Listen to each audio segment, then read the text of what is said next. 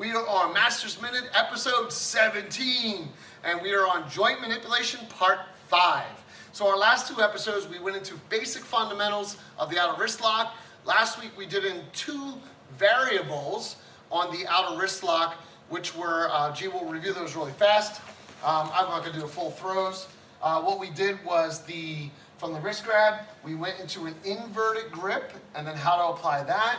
And then we also went into an attacking style grip and how to end up into an outer wrist lock from here, okay? Go back, watch those videos if you guys would like some additional details on those.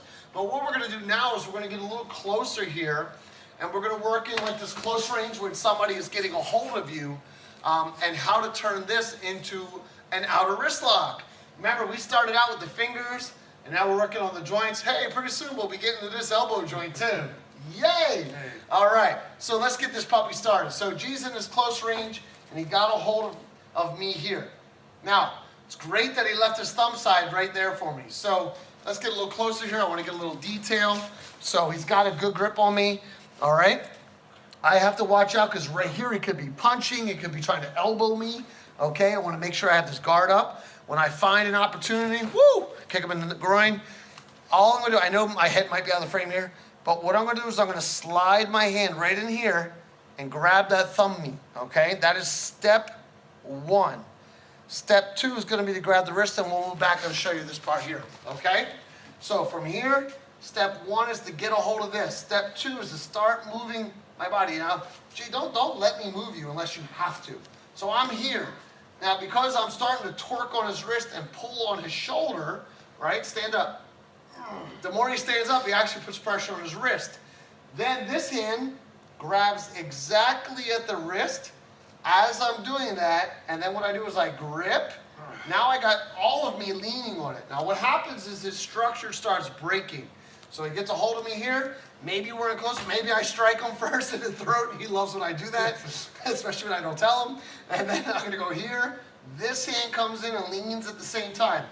Now, I want you to understand the movement is also me trying to what? Close off and guard at the same time.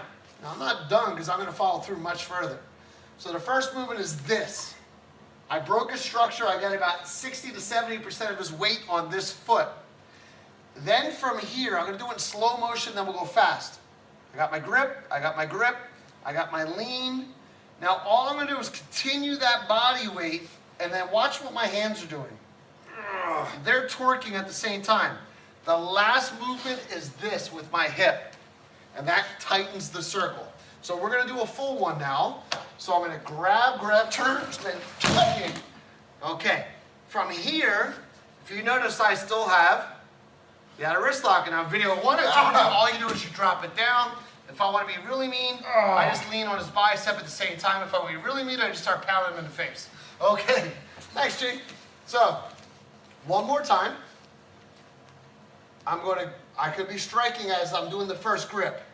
I could be blocking as I'm doing the first grip, striking here. I want to break his structure and close this off. The second movement is blocking. I don't want to step behind him.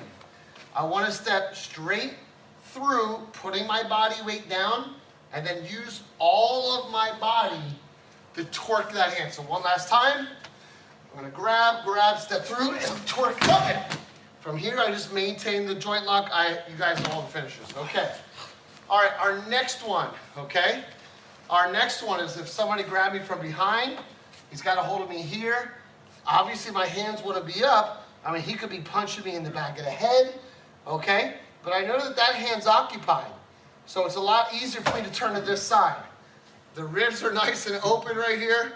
This is like the 3rd time I did this to G tonight. So the ribs are nice and open, okay?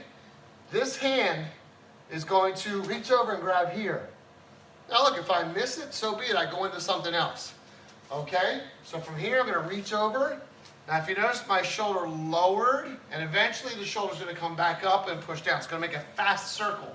So I'm going to come around, grab, and then I'm going to torque. The fun part is that's not the move. Come closer, G. Just get a little close up here.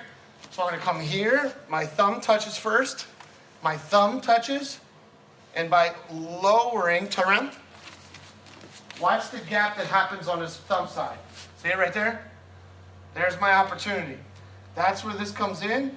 Then my shoulder helps overpower. I can't just hand this off. I can't pull it.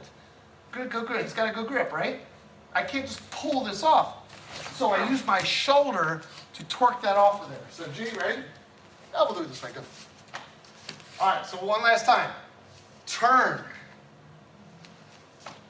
Turn, circle down, drop the shoulder. Now, I'm set up. There's my U that we've been talking about in these outer wrist locks. All I have to do now is push. So we'll do one full one. So from here, down, 1, 2. Okay. I'm only going to do the first part this time, not the second part. Thanks, G.